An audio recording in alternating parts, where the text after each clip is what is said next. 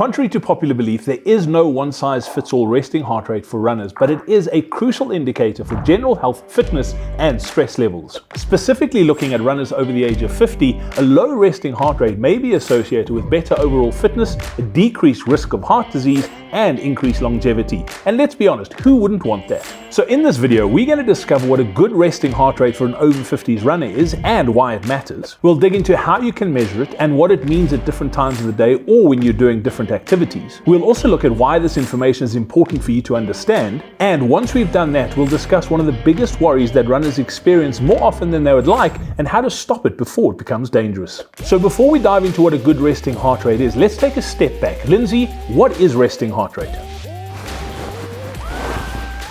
So resting heart rate is essentially your heart rate when it's at its lowest during the day, and this is typically just after we've woken up. So to measure it accurately, you're going to do that immediately after you've woken up and after emptying your bladder. Now, the important thing about resting heart rate is that there isn't a number that's good for someone who's over 50. Your number is very unique to yourself. And in fact, two females of the same age and same fitness level can also have different heart rates. What is important is that you need to measure this number over time.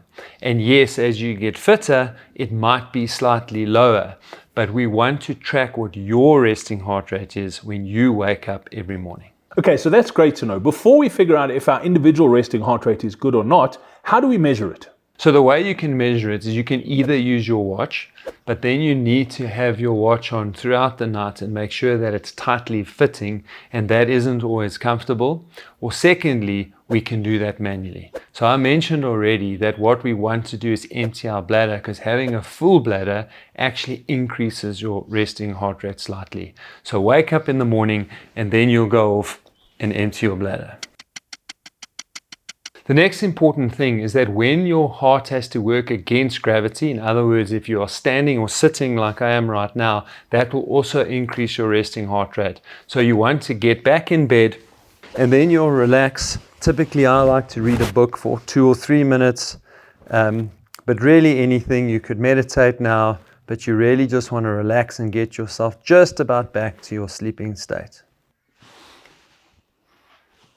Now, so like I said, you could put your watch on and make sure that it's really snugly fitting, but really the easiest way is to open your watch and set it onto a chronological function so that you can just start the timer, and you want to put your 2 index fingers, not your thumb, onto where you can feel the pulse on your wrist. It's just on the outside of your wrist when your hand is upside down, and then you are going to count what your heart rate is for 60 seconds, and that will tell you what your resting heart rate is each morning when you wake up. All right, now that we've measured it, what next? Let's dive into the nitty-gritty of finding out whether it's good or not.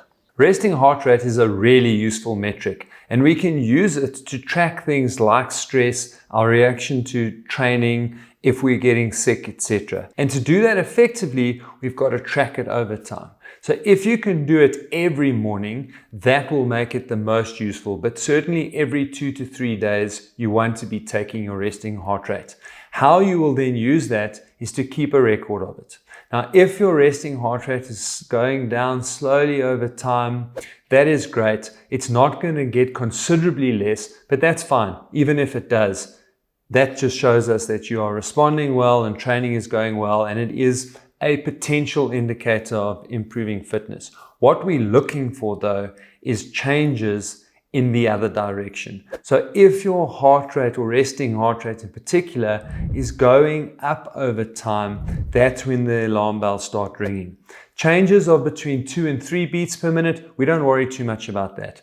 When we want to start taking note is when we see changes in the region of 4 to 5 beats per minute.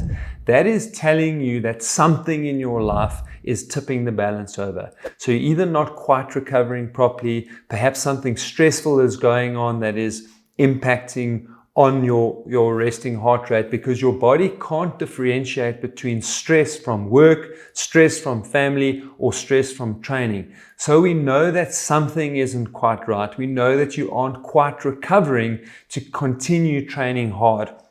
And so we then want to figure out, okay, what is going on? And then we'll decide what we can potentially do about that. If your heart rate goes up more than that, so if you're seeing increases of 6, 7, 8 beats per minute, that's a loud cry for help from your body. That means that you're potentially getting sick, or you are already sick. It means that you are going into overtraining or something similar. And then we really need an urgent intervention, as in doing something about it today.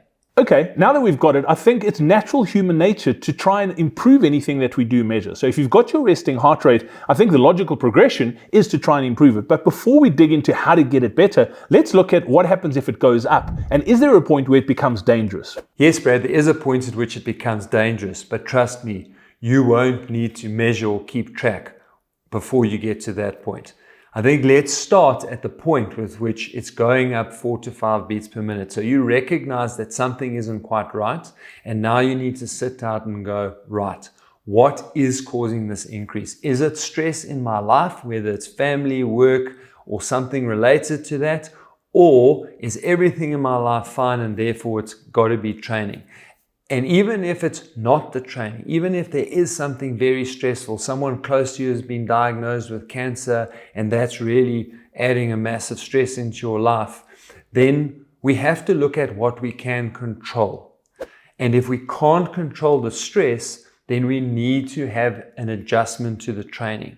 And similarly, if everything in our life is going pretty well, then we know it's the training and we want to make a change. Now, typically when our heart rate is 4 to 5 beats higher, that means that we can get away with just changing the nature of the training. So we can either add in some light cross training, or just make sure that we avoid all high intensity workouts or very long workouts and stick to moderate duration, low intensity workouts for a couple of days until we see that heart rate coming back down into our normal range within 1 or 2 beats, and then you can carry on with normal training. If we get the loud alarm system kicking in other words, your heart rate has jumped by 6 to 10 beats per minute, then we know there's something wrong and we must stop and rest. Typically, that will resolve in a day or 2, and that will also give you time to see, was it overtraining or am I sick or getting sick? And if you do get sick, then that'll allow you to rest until the symptoms clear. And the really important thing about that is it often stops us from getting very sick. Because if we do train, and in particular if we train hard, as that heart rate spikes, and it is because we're getting sick, that is when you put your heart health at risk, then you prevent your immune system from fighting that disease, and then you can end up getting a lot sicker. So really, the short version is, if your heart rate goes up by anywhere near 10 beats per second, rest, take 2 to 3 days to figure out what's going on, and hopefully it'll be overtraining and resolve quickly. But if you do get sick, you rest until you're symptom-free. Okay, so now we've got a great understanding of resting heart rate and everything that goes into it. Let's talk about getting it better. How do we improve our resting heart rate? As I said earlier in the video, if your resting heart rate does go down, that typically tells us that you are in a better physical condition. In other words, you are getting fitter. It means that your aerobic conditioning is improving. So if you are consistently training in the right place, and by that we mean you are doing the right amount of aerobic training, or 80% of your training in what we like to call zone 2, or 70 to 75% of your maximum, or 75 to 85% of your threshold, then you are going to really stimulate that aerobic fitness. And if we improve that, typically your resting heart rate will come down, as will your exercising heart rate, or the speed at which you can hold your zone 2 heart rate. So Lindsay, what you're essentially saying is your resting heart rate is a great indicator to general health and stress levels as an over 50s runner. The truth of the matter is there is one other metric, and if you track this along with your resting heart rate, it'll supercharge your running life.